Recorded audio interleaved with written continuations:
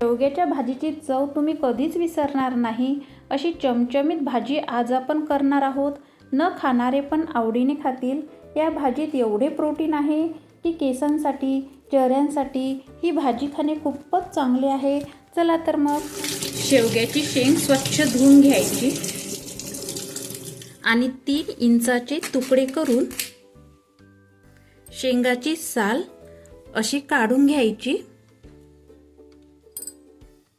आणि बाकीची साल अशा पद्धतीची काढून घ्यायची.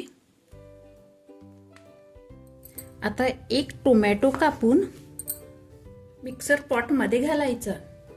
तसेच एका कांद्याचेही स्लाइस करायचे आणि तेही मिक्सर पॉट मध्ये घालायचे. त्यासोबतच 3 हिरवी मिरची घालायची. तसेच 2 चम्मच खोबऱ्याचा कूट घालायचा.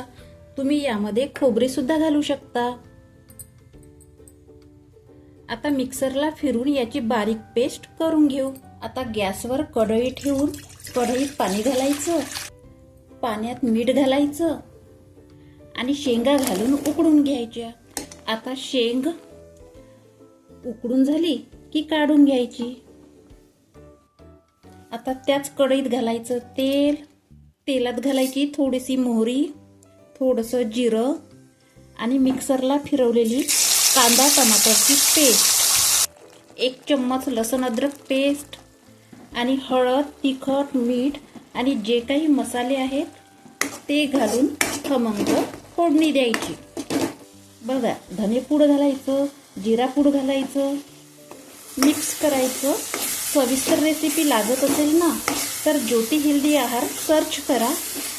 आता घालायचं शिजवलेले शेंगाचं पाणी आणि मिक्सर पॉट विसळून घालायचं. वाया नाही जाऊ द्यायचं. शिजवलेल्या शेंगाचं पाणी घातलं तर भाजीला खूपच छान टेस्ट येते. आता शिजवलेल्या शेंगा घालायच्या आणि भाजीची वाफ काढून घ्यायची. आता गॅस बंद करायची. आता गरमागरम भाजी बाउलमध्ये सर्व करू. तर बघा कशी झाली शेवग्याच्या शेंगाची भाजी.